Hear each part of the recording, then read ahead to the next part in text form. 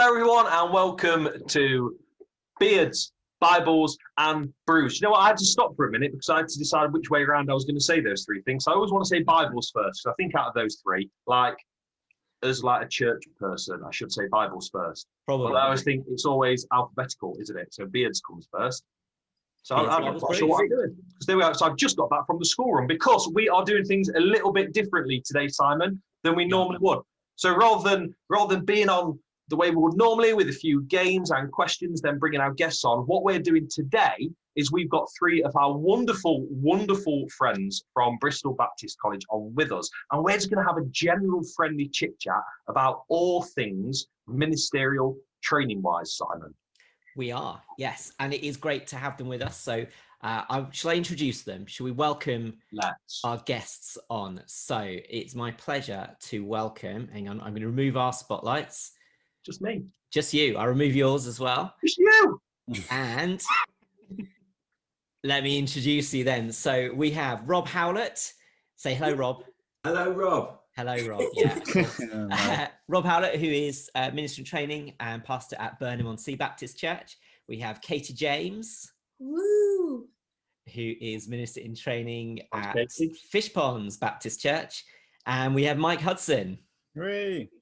Ray, who is Minister in Training and a general amazing minister at the Beacon Baptist Church in Kilmington in sunny Devon.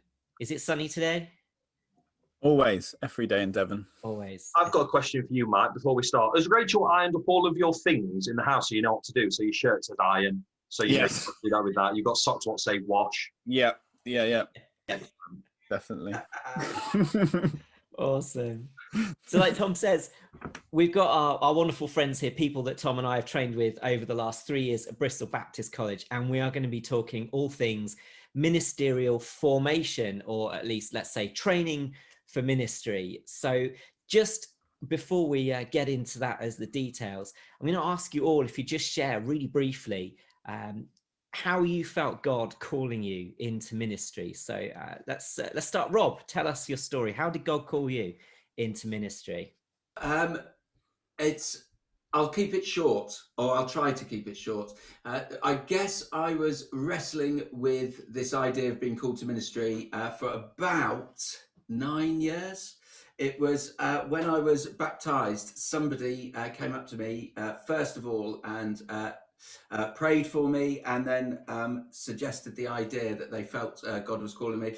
And slowly that more and more people told me that. The nagging feeling got bigger and bigger for me until the point where I thought, well, let's give it a go. I'll push some doors and see what happened. And all those doors kept on opening until I found myself at Bristol Baptist College in an interview. And it was Peter Hatton who asked me, so what are you doing here at Bristol Baptist College? What do you want to do? And I said, I haven't a clue what I am doing here at all. I just feel God has called me here and we're going to see what happens. But yeah, so it was quite a long journey for me, a lot of wrestling and a lot of God prodding me to do it. But the best thing that's happened to me. Yeah, brilliant. Awesome. That's brilliant. Katie, tell us your tale. Yeah, so my kind of journey with my calling to ministry started on my third gap year. So I was on my third gap year because apparently 1 or 2 weren't enough. And I was interning at a church. So I was doing a kind of new wine internship year. And I was just having a great old time, was planning on a bit of a gap life, but I got the classic, what are you actually going to do with your life questions, which I didn't really need to know at that point. I was a bit fluid, I was like, oh, I'll just go with the flow, do whatever. But I kind of got given a bit of a deadline to find out by Christmas of my third gap year what I was going to do with my life. And I said to God, I was like, look, I don't need to know. Some other people want to know, whatever, just whatever. And then around Christmas time, just God started really powerfully speaking to me, kind of calling me to let go of the life that I thought I was going to have, to kind of pick up what he had for me. And then my team leader at the time, Richard, he basically was like, I really feel like God's calling you to ministry. And in my spirit, I knew it was right, but my head went, no, not in a million years, never going to happen. No, thank you. But I felt like, I trusted God, and I trusted that actually if it wasn't right, then it wouldn't happen. So I kind of, I applied for college, and I kind of started opening the doors. And like Rob said, like I pushed the doors and they kept opening and none of them shut. And I was kind of expecting them to shut and they didn't. And I'm still here. So I'm still not absolutely certain how I'm still here, but I am, and I feel very blessed. And, I feel like recently I've really accepted my calling and been like, you know what, I don't need to like what God's calling me to be, but I am his, my life is his. So I've kind of gotten a bit more on board with it. And, it is an amazing journey. It's been tough, but it's been absolutely brilliant. And obviously I've met these all right people here. So that's been nice too. Yeah, I hear that's what you call us, the all right people. That's quite a common thing. I'll take that. Yeah, take all right over some of the things we've been called. Mike, tell us your tale. Oh. So the short version is, so I came to faith fairly late in life, I guess, or late-ish. And similar to Rob, was very early on, had people speaking things over my life in church, which I ignored as best as I could. And my wife was adamant that she wasn't going to be married to a pastor. And then as years went by, I got more and more involved in church life, and more people saying stuff. I did a variety of different courses on weekends and things. If you had asked me at the time, I'd have told you in a really holy way that I was trying to figure out God's calling. But in reality, I was probably running from God's calling because I already knew what he was calling me to. And then it was one afternoon during a Saturday course, I had a conversation with Steve Finnemore, who's principal at Bristol Baptist College. And it's the only time apart from when I came to faith that I felt just 100% pure conviction by the Holy Spirit, really, that, stop making excuses, stop avoiding me, like do what you have to do. So, yeah. And then for me, it was driving home, trying to figure out how I was going to tell Rachel, my wife, this horrendous news. And she was super affirming, which was massively affirming for me. And then when the church affirmed it as well, that was when I was like, okay, this is God. So that's your short version. Awesome. And Tom, of course, we know, Tom, that you and we just turned up at churches one day and declared we were doing it. So, but go on, tell us your story as well, Tom. I think I was just thinking what Mike said. Then it is such a pressure. Not only on, it's not a calling on you, is it? It's calling on your family too. I mean, I already was going through the process of becoming a minister when I met my fabulous wife Jodie. I know it's very different for Mike, for example. Rachel was already, she was an out there Jesus loving Christian when you met her, and you were not an outwards Jesus loving Christian. When you met her over in Canada, wasn't it? And Rob, was Paula a Christian when you had your call to ministry? No. When I had my call to ministry, yes. When we first met, no. But when I had my call to ministry, yes. But exactly as Mike was saying, Paula, bless her, finances a lot of me being called to ministry. So it is just a huge... it's a calling for both of us, really, isn't it? It's a calling for the whole family.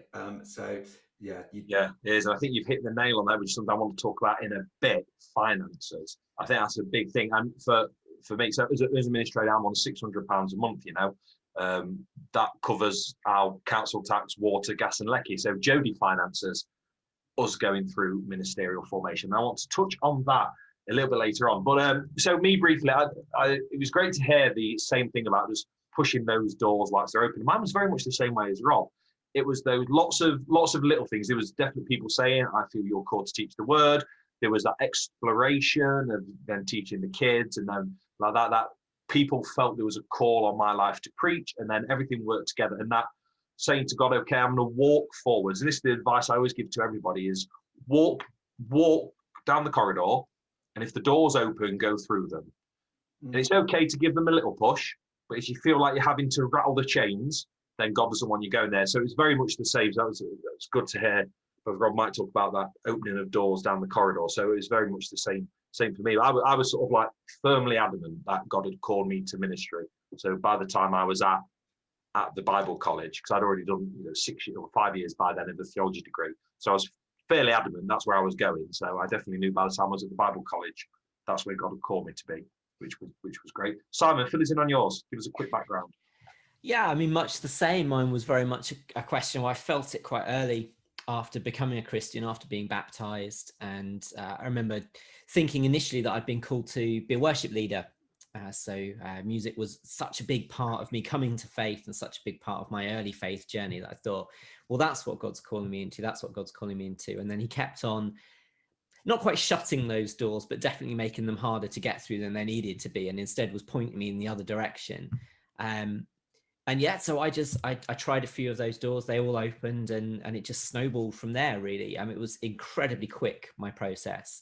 And like you, Tom, I was absolutely convinced as soon as it had been explored a bit and tested, and as soon as I'd sought some wiser counsel from more experienced, longer serving, longer believing Christians, it was just so clear to me that I didn't spend much time running from it, though I think after being called into it, I've spent a bit of time hiding from it. But yeah, it was a really clear and evident call. And I think one thing that everybody's said that is really important and is part of the process for Baptists that I think is amazing and really significant is the testing of that calling all the way through the process. So although we feel our own individual calls to ministry, it's not just down to us. It's not just us going, hey, I fancy being a minister. This sounds like a great job. And then going through whatever process. But along the way, you have to have that call tested and affirmed along the way. And I think be fair to say that in the harder times, in the times where it's been a real struggle, looking back on all those affirmations has been one of the rocks that I've been able to continue serving on. And it's been one of those things that's been a blessing and an encouragement for me. So, yeah. Simon, you mentioned then about that constant testing of your call through Baptist ministry. So we've all, and you guys particularly, working closely with lots of Anglicans going through ordination training, because for anyone watching, the Baptist College and the Anglican College in Bristol do their theology degrees together. So you come into a lot of contact with them. And for me, I've spent lots of time ecumenically with people who are also going through the early stages of ministry. How would you guys, or what would you say is different for you training as a Baptist minister as opposed to different denominational ministries?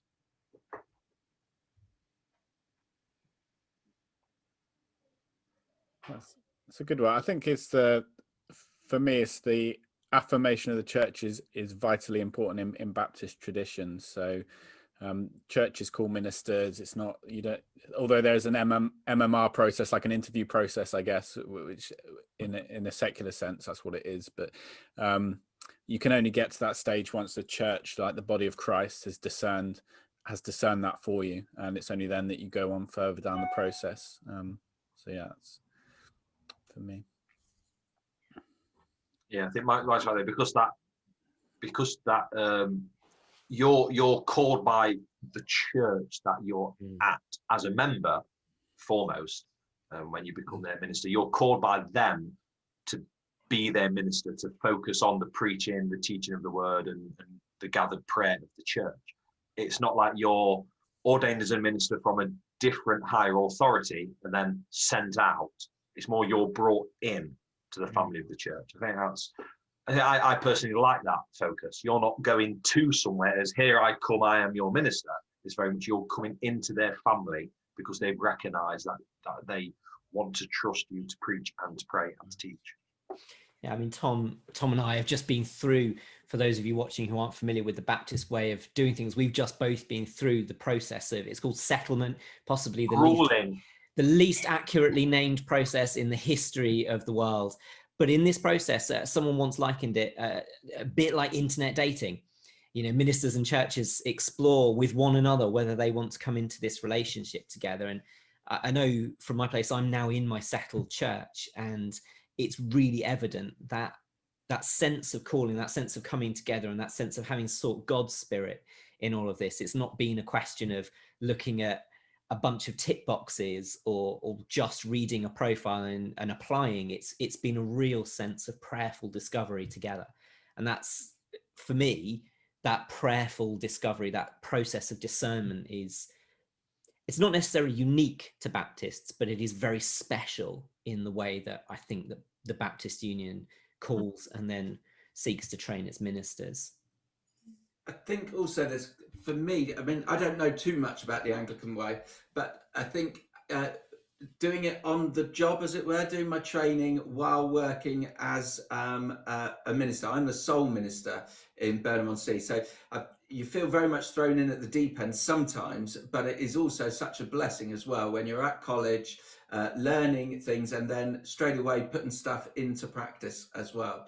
I know that some of the Anglican guys doing the theology degree with us, they're just not in that position. I don't think. Somebody might correct me otherwise, but so being able to run a church while doing it, for me, that suits my style of learning. Yeah, kind of like an apprentice, really. But yeah, I mean, that comes with its own pressures, doesn't it? I mean, you know, we're all from very different backgrounds. So Tom, Mike and I, we've all got young families. Rob, you've got older children, and Katie, you're single. So, you know, what are the different pressures that you've all faced in this experience?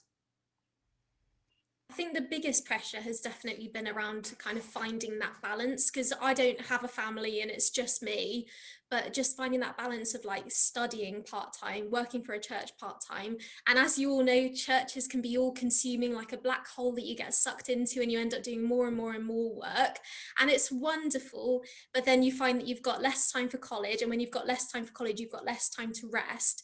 And actually for me, it's been learning the discipline of rest, because actually it just, you don't manage much time. And I'm sure for you who've got families, like there's no time for just yourself and just spending time with God. So I think that has been one of the toughest parts of this journey, is that time management, that whole, if I don't look after myself, I'm going to burn out in this, because it's so intense.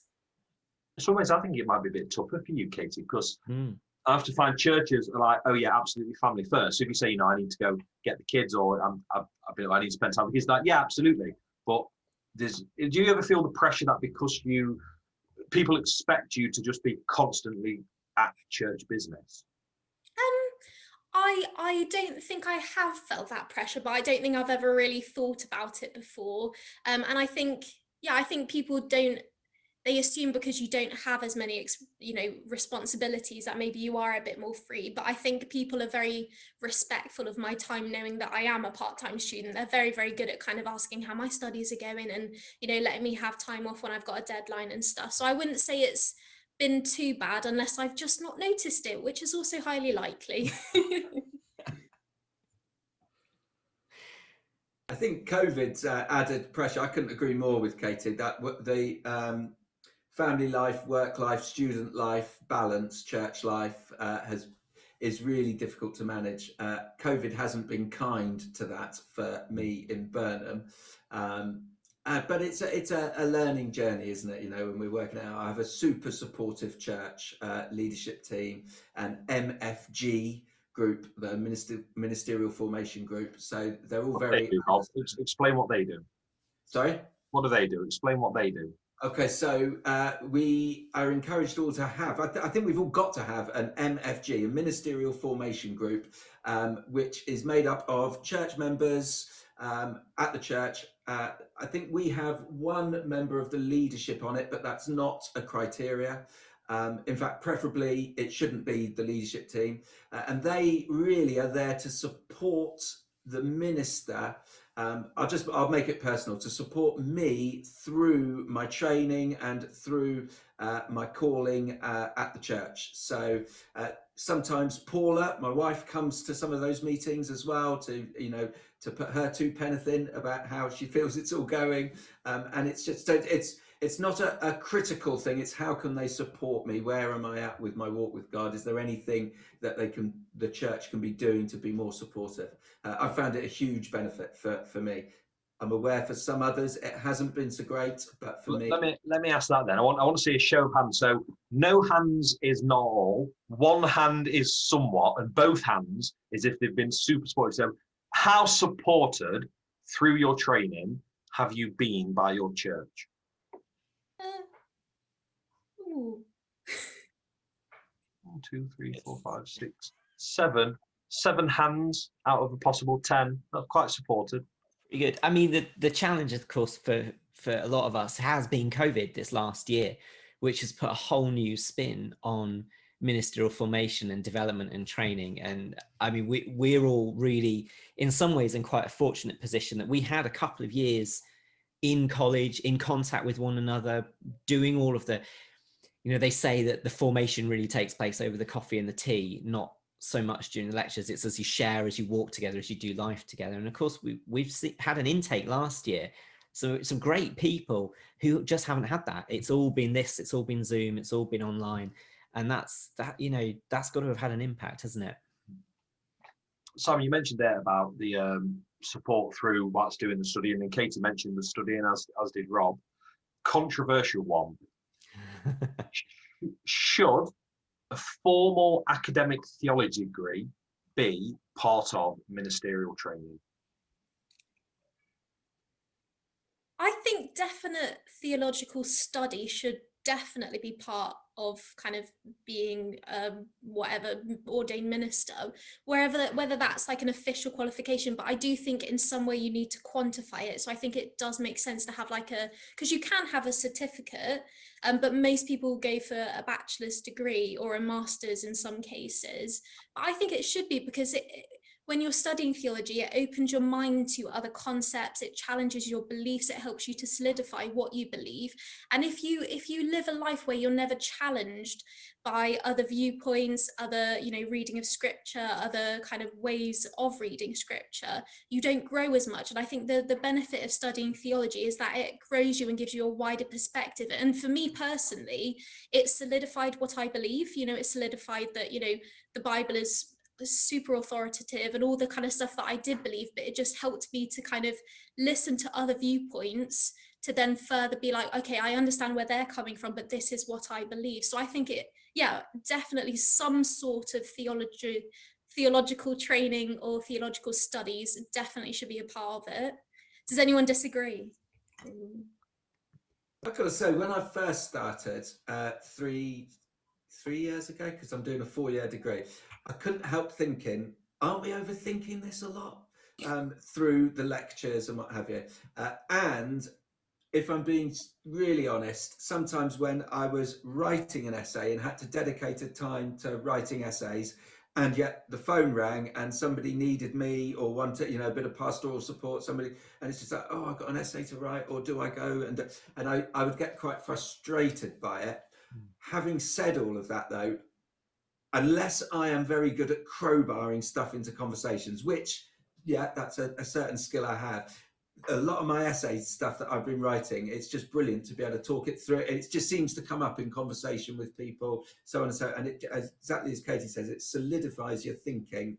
And I find I learn so much more in repeating stuff back to other people in conversation about what we've been discussing at college.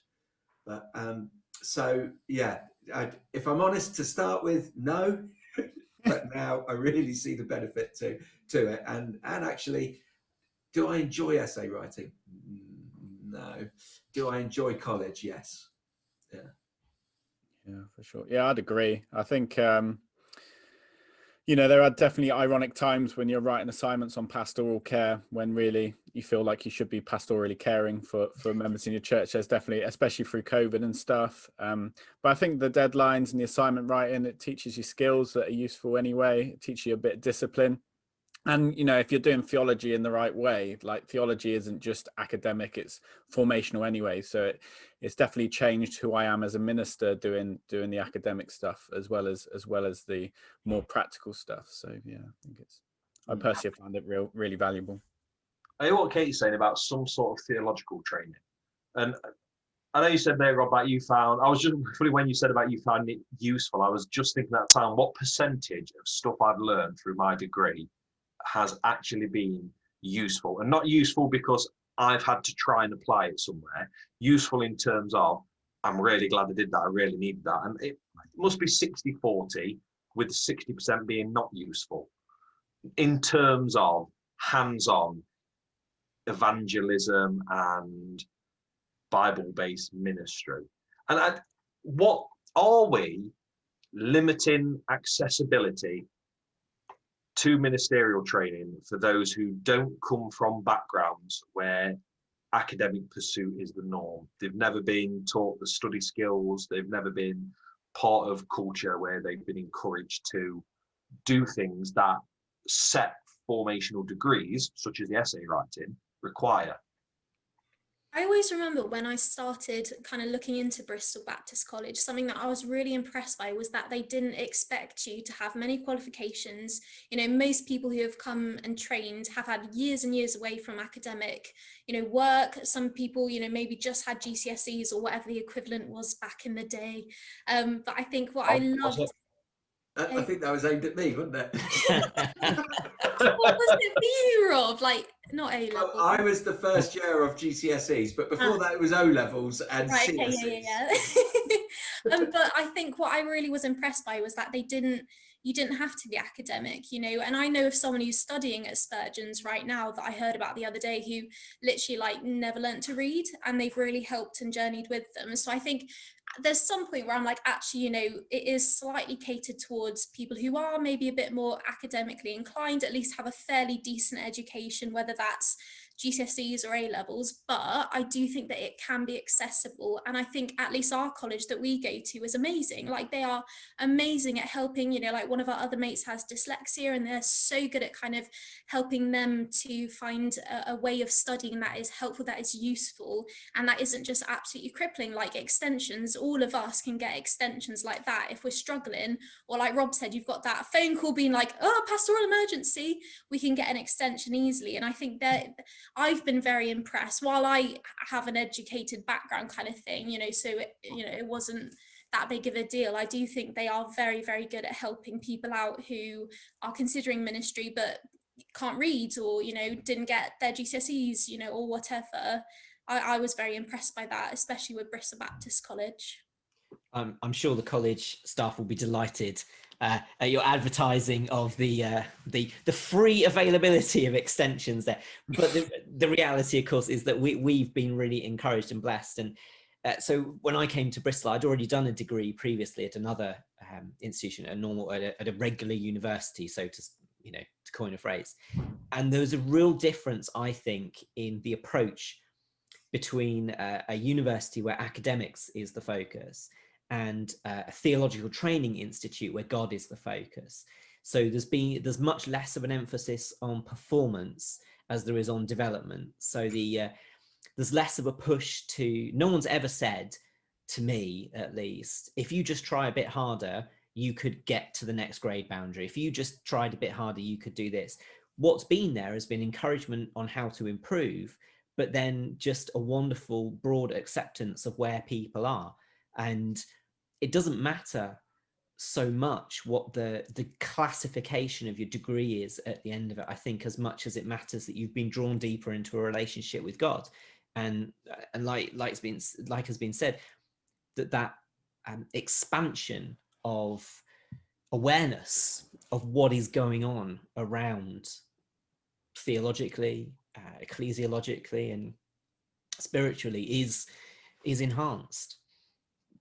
It also helps you to use big words like Simon did. I know what it does. So there's that. And I just recorded our sermon for this Sunday coming up, and I have dropped in the word Christophany into that sermon, which is... I've already told you, right? So you say... yeah, I mean, I've explained it, but I think there's something... Yeah, well, we can talk about that another time. I always remember my first ever conversation with Tom. We were walking around Bristol, I think it was in Welcome Week, and he said to me, he's like, oh, Katie, what's the ecumenical work like? And I had no idea what ecumenical meant. And I was like, do I ask what it means? And I just was like, yes, good. But I literally didn't have a clue. And now we've got to know each other. Katie knows that's the one word I know. that sounds clever. Literally. I don't know. I like it when you pull out the term ecclesial minimum. That's it, isn't it? Ecclesial minimum. Yeah, I like that one. Yeah. So I think that'll be a separate show all on that. I think. Yeah, the ecclesial minimum. It's one of those ones you want to drop into a dinner party, isn't it? So what do you think about the ecclesial minimum? Wow, that's an ecumenical matter. That's it. I love a bit of Father Ted. What if you could give one? I'm going to go around everyone here. If you could give one piece of advice for somebody who is toying with the idea of ministry, I'm going to start with Katie. One piece of advice. One piece of advice, get a really good support network around you. If you are single like me, the thing that mattered most is having those friends that I can go to when I've had a bad day or something's gone really pear-shaped, that I can just say, look, I need your prayer, I need you to, just journey with me through this. And I think that's been probably the one piece of advice, is get a real good definitely Christian support network that can pray with you when it gets tough, because it does get real tough and Satan wants to stop you at all costs, and it's hard. It is really hard. So I think definitely get a good people who will pray with you and champion you on. Mike, one piece of advice, people toying with the idea of ministry. I think, like Rob said, just being aware that it's a family calling. So if you're in a family, so make sure that they're on board and supportive, and aware that it's, there are millions and millions of privileges of being a minister, but there's also a big cost, and it's not just you that bears it. So yeah, just making sure you know what you're letting yourself in for sure. Yeah, I think that's a good piece of advice as well, Mike. Rob? Prayer. So if you're toying with the idea or thinking about it, or you think God is calling you, pray about it. And I would also, it kind of ties in with what Katie's saying, it's surround yourself with, or ask people who you trust as Christians to be praying for you too, and to be praying into that situation. And don't necessarily rush into it. Yeah, there's plenty of hard times ahead, and like Simon said earlier, to be able to look back and have clarity and sureness about your cause. So I think, Simon, one piece of advice. I mean, much the same as Katie, Mike, and Rob have said, but I'd also add to that it's recognizing that it's a vocation and not a job. So if you want a 9-to-5 Monday to Friday job, or if you want to have set working hours, or if you want to know exactly what you're going to be doing each and every day, blah blah blah, ministry is not for you. Ministry is a 24/7 calling, and although we're careful to build in boundaries and timeframes and things like that, effectively it's a way of life. Ministry is a way of life, and just to go into that with open eyes. And like Mike said, there are millions of privileges and there are huge blessings that come with being a minister, some of which until you do it you wouldn't even be able to comprehend, and most of which are not things that most people might think of as blessings. There's certainly not much financial reward. There's not a great deal of prestige anymore with being a minister, but there are so many privileges, being in people's lives and being able to walk with people through some of the darkest times in their lives, seeing people come to Christ, seeing people's faith growing. All of these things are incredible privileges. But the cost is that it's your life. And I think if we take it seriously, and I'd really want everybody to take it seriously. If we take it seriously, you've got to be ready for that. This is not something you dip into or out of. It's your life, and yeah, just be ready for it. Yeah, that's a bit dismal, isn't it? That's a bit. No, I think you're right, Simon. My one piece of advice. If I gave this piece of advice out to someone a few weeks, COVID-wise, everything just blurs in. It could have been years ago. A few months back, someone was pursuing this, and my advice then was not to lead God, but let God lead them. There's that tendency to say, okay, God, this is what I want, now you do it. It ties in early to what we said about walking through the doors that are open, not trying to rattle the chains off. So building up a Christian support network, having people around you who can pray with you and support you through those difficult times, being aware of those difficult struggles that will come, particularly if you have a family and the pressures on them. Clarity. When those struggles do come, having that clarity of faith is something that's really needed. Having people around who are wise and who can speak and pray into that situation. And like Simon says, remember, it's a vocation, not something that's just 9 till 5, but it's something that is going to be all consuming. And even though you have, like Kate said earlier, those periods of peace and focus on you and your relationship with God, it's still bound up within this whole vocational responsibility you have of being called by God. Excellent. Simon, any last words from you? Oh, not really, but I do have a last question. Yeah, I'd like to ask, just to, you know, make sure I get the last word in this episode of Beards, Bibles and Brews. So the question really, and it's for all of us, is looking back over the last 3 years of formation, what have you seen God doing? And what, as you look back, what's the, you know, if you had to identify, I know it's difficult, one thing, or if you had to identify a big change, what would that be? Start with Rob. Yeah. Oh, that is so difficult, because my life has been transformed for the better. Excuse me. Transformed for the better. But I would say, my reliance on God has been transformed, that I am totally reliant on God now, and his grace towards me that I can share with others as well. So grace and reliance on God, I guess. Mike, what about you?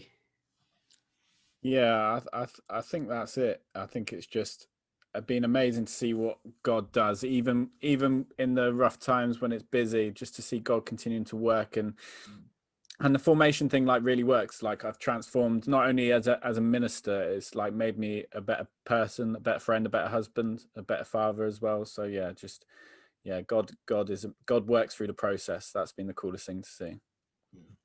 Katie? I think for me, it's just been the kind of maturing in my faith quite a lot, in the sense of like, I used to be very dependent on like really clear signs from God, whereas now it's just a kind of general, I trust him, I depend on him, he'll get me where he needs me to be. And I think that's been probably the biggest thing, is just that maturity that has come with, you know, the horrible times that there have been and the wonderful times that there have been. And you just kind of, yeah, like Mike said, you just grow as a person, and I'm a better friend, and I'm a better sister, and I'm a better, you know, person, I think. But I think for me, it's definitely been that kind of maturity of my faith. Tom, what about you? Think about how to phrase this. I'm not sure. The ability to step back from the moment and view everything as a whole. I think for me, the formational process has enabled me to really see God at work through a variety of different things, and to view our existence with God a more holistic nature than the individual things. The ability, like Sam said earlier, you can be with somebody who's the most joyous, you know, they're getting married, then you can go and spend time with someone who's just lost a baby and it's the most dismal time, and you have to journey with all of this together. Being able to step back from those heated moments of life and see God at work on the whole of creation at once. I think that's something I've really learned to do and lean into these past few years. Simon? Well, I think I'm just going to steal Mike's answer because it was really good. I think the process of formation for me has been so much more than just training for ministry, and that's why it is forming you as a Christian disciple first and foremost. And it has changed every aspect of my life, certainly. And I think the most exciting thing for me is knowing that it doesn't stop when college stops, and that actually one of the skills or one of the habits that is ingrained in you during that formation process is a continual desire to grow in Christ-likeness. And that surely is something that we all aspire to, and we all really desire and seek in our lives just as Christian disciples. And that for me has been the most amazing thing. Well, I'd want to thank everyone so much for coming on today. It's been wonderful to have these chats together. Now, where we get on and we chat together quite often, us guys and a few other guys as well, but it was brilliant to be able to record one of these chats that we have and be able to put it out to people. So thank you so much, Katie. Thank you so much, Mike. Thank you so much, Rob. Thank you, Simon, as well. As always, it's brilliant to see you all. Thank you so much for joining us. Next month, we're having a break because I'm moving house and Simon has just moved. So we're not going to be doing anything in July, and we're not so organised where we've decided what we're going to be doing at the end of August. But something will happen at the end of August. We'll have someone on talking about something. Should we try and get someone to talk about the Old Testament, Simon? That'd be good, wouldn't it? Let's get someone to talk about the Old Testament. That would be great. We've got someone in mind, haven't we? Someone maybe coming on to talk about the Old Testament. Yes. It's going to be Simon with a longer beard and a hat. I have to regrow it, but I have to regrow it, but I'm not wearing robes. Not again. Not after last time. You should get Rob on because he was around during Old Testament time. How we laughed. How we laughed when Moses smashed those tablets. We said, "Oh, you've done it now, Mo." So until then, this has been Beards, Bibles and Brews. We've been Katie, Mike, Rob, Tom and Simon. And hopefully we'll see you not next month, but the month after. God bless. Have a great week. Bye. God bless you.